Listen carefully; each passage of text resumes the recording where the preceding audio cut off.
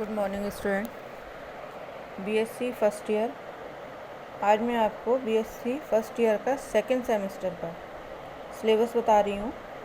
इसके बाद हम रेगुलर इसकी क्लासेस स्टार्ट करेंगे। तो सबसे पहले हमारी जो फर्स्ट यूनिट है, हमारा जो सिलेबस है वो है बायोकेमिस्ट्री एंड फिजियोलॉजी। तो इसमें हमें फिजियोलॉजी के बारे में भी पढ़ना है और बायोकेमिस्ट्री भी पढ़ना है। ठीक है। तो इसमें पहले की जैसे फर्स्ट सेमेस्टर में 8 यूनिट थी, इसी तरह से इसमें भी 8 यूनिट हैं और हम यूनिट वाइज इसको हम कंप्लीट करते चलेंगे। तो आज मैं आपको इसका सिलेबस और इंट्रोडक्शन बता देती हूँ। इसके बाद हम नेक्स्ट क्लास से इसको सिलेबस वाइज करते जाएंगे। तो फर्स्ट यूनिट जो है इसकी फर्स्ट इसमें यूनिट में यह है जैव अणुओं की संरचना एवं कार्य, structure and function of biomolecules. Biomolecules क्या होते हैं, मैक्रो माइक्रो है ना, सुपर मॉलिक्यूल्स, ये सब क्या होते हैं ये हम इसमें पढ़ेंगे।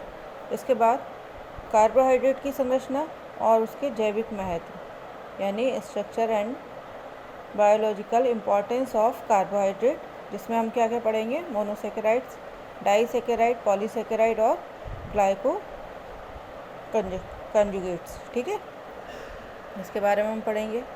फिर कार्बोहाइड्रेट के बाद में हमारा आ जाएगा लिपिड्स, जिसमें संतृप्त और असंतृप्त वसा अणु, try acyl glycerol, phospholipids, glycolipid और स्टेरॉइड्स, इन सब के बारे में पढ़ेंगे।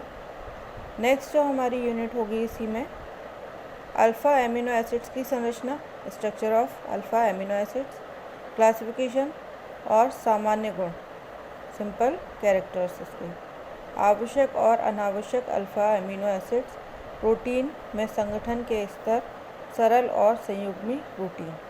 ये जो है हमारा फर्स्ट यूनिट है, जिसमें हम क्या क्या पढ़ेंगे, कार्बोहाइड्रेट, लिपिड और एमिनो एसिड्स। ठीक है। फिर दूसरी हमारी जो यूनिट है वो है सेकेंड यूनिट, एंजाइम की क्रिया और विनिमय, एंजाइम एक्शन एंड रेगुलेशन। इसमें हम क्या क्या पढ़ेंगे, इसमें हमारा होगा एंजाइमों का नामकरण और वर्गीकरण यानी nomenclature and classification of enzyme, cofactors, specificity of enzyme action यानी एंजाइम क्रिया की विशिष्टता। इसके बाद आइसोजाइम, एंजाइम क्रिया का तंत्र यानी मैकेनिज्म ऑफ एंजाइम एक्शन। फिर है enzyme kinetic factors, effective rate और enzyme catalysed reaction, derivatives of Michaelis Menten equation, concept of Km and V max, इनके कॉन्सेप्ट होंगे यानी अवधारणा, लाइन बिहेवियर और प्लॉट और एंजाइम इनहिबिशन यानी निषेध, एंजाइमों का क्रियाओं को रोकना। इसके बाद है एलोस्टेरिक एंजाइम और उनके गतिकी, एंजाइम क्रिया का विनियमन। ये होगा हमारा सेकेंड यूनिट में, जिसमें हम एंजाइम के बारे में पढ़ेंगे। थर्ड यूनिट हमारी होगी कार्बोहाइड्रेट और लिपिड का चयापचय यानी metabolism of carbohydrate and lipid. ठीक है। अभी पहले हम इनका स्ट्रक्चर, क्लासिफिकेशन ये सब पढ़ेंगे एंजाइम और कार्बोहाइड्रेट के बारे में। इसके बाद इनकी मेटाबॉलिज्म किस तरह से होती है कार्बोहाइड्रेट और लिपिड की, इसके बारे में हम पढ़ेंगे थर्ड यूनिट में। कार्बोहाइड्रेट का चयापचय यानी मेटाबॉलिज्म ऑफ कार्बोहाइड्रेट, जिसमें क्या क्या आ जाएगा, glycolysis, citric acid cycle, glycogenesis, phosphate pentose pathway. ठीक है। ये सारी चीज़ें हम किस में पढ़ेंगे, कार्बोहाइड्रेट के मेटाबॉलिज्म में। फिर इसके बाद नेक्स्ट टॉपिक इसमें होगा ग्लाइकोजेनोलिसिस और ग्लाइकोजेनेसिस। एक होगा जेनोलिसिस और दूसरा होगा जेनेसिस। नेक्स्ट है लिपिड, पॉमेटिक एसिड का जैव संश्लेषण और कीटोजेनेसिस। इसके बाद जो इसमें थर्ड हेडिंग आएगी वो है B oxidation and omega oxidation, यानी सम और विषम संख्या में कार्बन परमाणुओं के साथ संतृप्त वसा अम्लों का बी ऑक्सीकरण और ओमेगा ऑक्सीकरण, B oxidation and omega oxidation of saturated fatty acids with even and odd number of carbon atoms. ये होगी हमारी थर्ड यूनिट। इसके बाद फोर्थ यूनिट में हमारा आ जाएगा प्रोटीन एवं न्यूक्लियोटाइड का चयापचय यानी metabolism of protein and nucleotides. अब इसमें क्या क्या होगा? Catabolism of amino acid, trans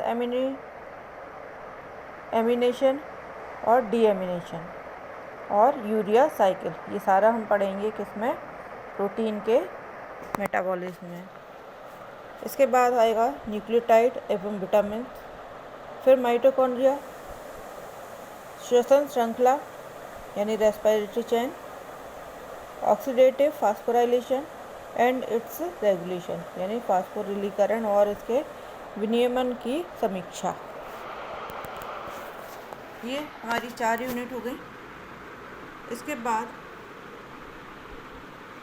हमारी नेक्स्ट यूनिट 5th यूनिट आएगी, जिसमें होगा पाचन एवं श्वसन यानी डाइजेशन एंड रेस्पिरेशन, जिसमें हम क्या क्या पढ़ेंगे? Structural organisation and function of gastrointestinal tract and associated glands, मतलब जठरांत्र संबंधी मार्ग और संबंधित ग्रंथियों का संरचनात्मक संगठन और कार्य। ठीक है, इसी में हमारी नेक्स्ट हेडिंग होगी mechanical and chemical digestion of food, absorption of carbohydrates, lipids, proteins, water, minerals and vitamin, histology and trachea and lungs. ठीक है, यानी भोजन का यांत्रिक और रासायनिक पाचन किस तरह से होता है, इसका डाइजेशन, कार्बोहाइड्रेट, लिपिड, प्रोटीन, पानी, खनिज और विटामिन का अवशोषण किस तरह से होता है, और श्वास नली और फेफड़े का ऊतक विज्ञान क्या होता है, ये हम इसके अंतर्गत पढ़ेंगे। नेक्स्ट हेडिंग होगी हमारी इसमें mechanism of respiration, pulmonary ventilation, respiratory volumes and capacities, transport of oxygen and carbon dioxide in blood, respiratory pigments, dissociation curves and the factors influencing it, control of respiration. It means श्वसन की क्रियाविधि, pulmonary संवातन, श्वसन मात्रा और क्षमता, रक्त में oxygen और कार्बन डाइऑक्साइड का परिवहन, श्वसन वर्णक, पृथक्करण, वक्र और इसे प्रभावित करने वाले कारक, श्वसन का नियंत्रण। इसके बाद होगा परिसंचरण और उत्सर्जन, जिसमें हम पढ़ेंगे सर्कुलेशन के बारे में, components of blood and their function, रक्त के घटक कौन कौन से हैं और उसके कार्य क्या क्या हैं, फिर हीमोस्टेसिस, ब्लड में क्लॉटिंग होना यानी रक्त का थक्का जमना, रक्त समूह यानी blood group, RH factor, ABO और MN, इन सब के बारे में पढ़ेंगे।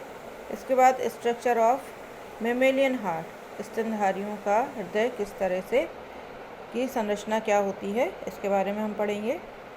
फिर cardiac cycle, cardiac output and it's regulation, electrocardiogram, blood pressure and it's regulation, इसके बारे में हम पढ़ेंगे। रक्तचाप और उनका विनियमन।